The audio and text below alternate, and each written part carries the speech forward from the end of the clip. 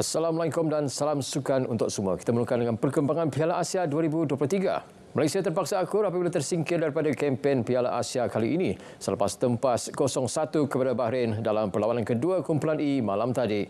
Jaringan tunggal penyerang Bahrain, Ali Madan, pada minit terakhir permainan memusnahkan peluang Harimau Melaya ke pusingan 16 terakhir. Ia kekalahan kedua dicatat skuad bimbingan Kim Pan-gon selepas tewas 0-4 kepada Jordan Isnin lalu.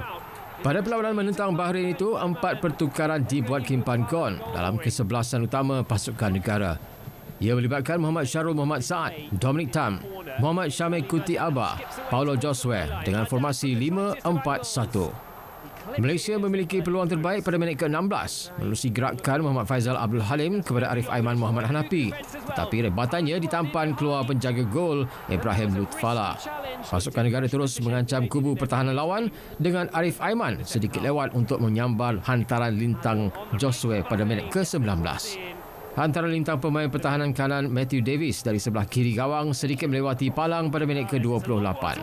Gawang negara cemas seketika pada minit ke-31 selepas pemain tengah Kumail Al-Aswad melepasi kawalan pertahanan, namun Dion Cools dan Dominic tampil menyelamatkan keadaan. Bagaimanapun, Bahrain berjaya menghasilkan gol menerusi rebatan pemain tengah Ali Madan. Gagal diselamatkan Ahmad Shihan sekaligus menutup peluang skuad negara ke pusingan 16 terakhir.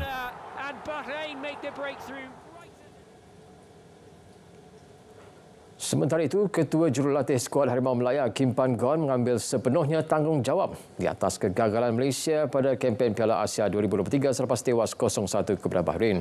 Jurulatih dari Korea Selatan itu tidak mengalah sesiapa kecuali dirinya yang mempunyai jangkaan tinggi terhadap barisan pemain. Mengulas mengenai perlawanan menentang Bahrain, Pan-gon merasakan Harimau Melaya sekurang-kurangnya mampu mencatat keputusan seri selain menganggap anak buahnya gagal untuk mendominasi permainan. Namun dari sudut positif, ia memberi pengalaman berguna pemain muda yang masih berpeluang beraksi pada edisi akan datang. Kemenangan pertama Bahrain dalam kempen Piala Asia ini menghidupkan peluang pasukan itu melangkah ke pusingan 16 terbaik sekaligus menyamai pencapaian edisi 2019. Malaysia akan melengkapkan baki saingan kumpulan bertemu juara 2 kali Korea Selatan, manakala Bahrain akan membuat perhitungan dengan Jordan masing-masing pada Khamis ini. Ini pula perkembangan Liga Malaysia. Seri Pahang FC mengintai khidmat pemain import berkualiti bagi menghadapi saingan Liga Super musim 2024-2025.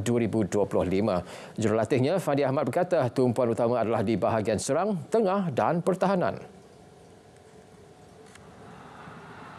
Menurut beliau, ini bagi mengisi kekosongan ditinggalkan 4 pemain import yang tidak lagi bersama skuad Tok Gajah musim depan.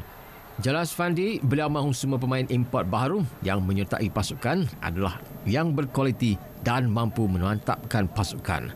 Jurulatih berusia 61 tahun itu juga berharap dapat membentuk keseimbangan di antara pemain muda dan berpengalaman. Seri Pahang menamatkan saingan Liga Super musim lalu di kedudukan ke-5 dengan mengumpul 45 mata. Bekas juara Melbourne City Wrestling MCW Inter-Commonwealth, Eman Azman atau Golden Boy akan memulakan tirai perlawanan 2024 dengan menentang ahli gusti Australia Robbie Eagles Khamis ini. Ini merupakan pertemuan kelima buat Eman di mana 3 daripadanya dimenangi oleh Robbie Eagles. Menurut Eman, latihan giat dibuat bagi meningkatkan stamina untuk menghadapi saingan pembukaan gusti musim ini. Eman berharap Eman akan mengalahkan Robbie dan Eman mengharap rakyat akan menyokong Eman dalam perjalanan gusti ini. Eman bukan juara MCW Inter-Commonwealth lagi, tetapi pada tahun ini Eman ingin lebih berjaya dan melawan ahli gusti pro di luar negara dan mewakili nama Malaysia juga.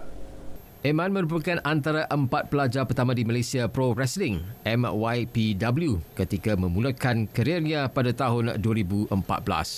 Sebelum ini, beliau merupakan juara MCW Inter-Commonwealth menewaskan Mick Moretti dan Adam Brooks. Selain itu, beliau juga menewaskan ahli gusti dari Singapura, Boss Gregory, dan menamatkan perlawanan tersebut dengan teknik tersendiri iaitu KL Gold Running Elbow.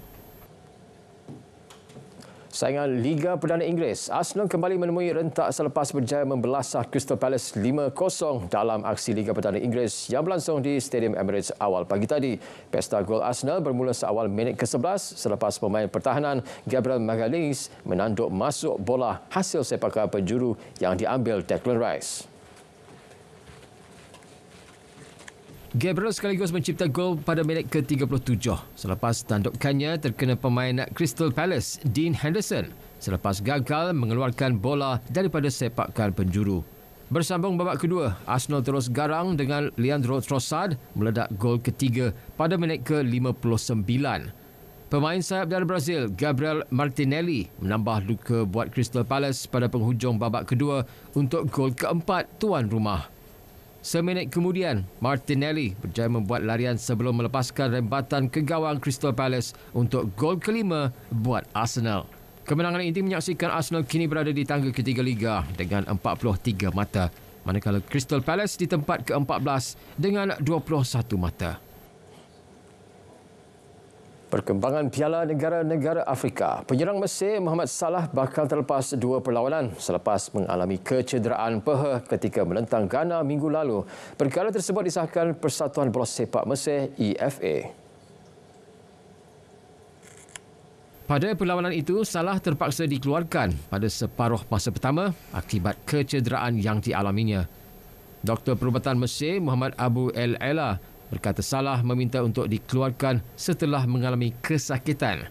Sementara itu, pengurus Liverpool, Jurgen Klopp, mencadangkan Salah untuk meninggalkan kem Mesir dan pulang ke pangkuan kelabnya. Klopp mendakwa kecederaan Salah berkemungkinan serius. Kehilangan Salah bakal menjadi tamparan hebat buat Mesir yang memulakan kempen hamba di Ivory Coast. Tenis terbuka Australia, bintang Spanyol Carlos Alcaraz mudah melangkah ke pusingan keempat selepas mengatasi pemain wildcard dari China Zhang Juncheng 6-1, 6-1, 1-0. Zhang terpaksa menarik diri pada saingan set ketiga selepas mengalami kecederaan. Alcaraz yang langsung tidak memberi peluang kepada lawannya sekaligus menang dalam tempoh lebih sejam. Juara dua kali Grand Slam itu akan berdepan pemain Serbia Miomir Kecmanovic pada aksi seterusnya. Kecmanovic sebelum itu terpaksa berhempas pulas sebelum berjaya mengatasi wakil Amerika Tommy Paul 6-4, 3-6, 2-6, 7-6 dan 6-0. Sementara itu, dalam saingan wanita pula menyaksikan juara dua kali Victoria Azarenka berjaya mengetepikan pemain Latvia Jelena Ostapenko 6-1, 7-5 sekaligus mara ke pusingan keempat. Ini adalah kemenangan keempat diraih Azarenka ke atas Ostapenko. Pemilihan ke-18 kejohanan itu akan menentang pemain Ukraine Diana Yastremska pada aksi seterusnya.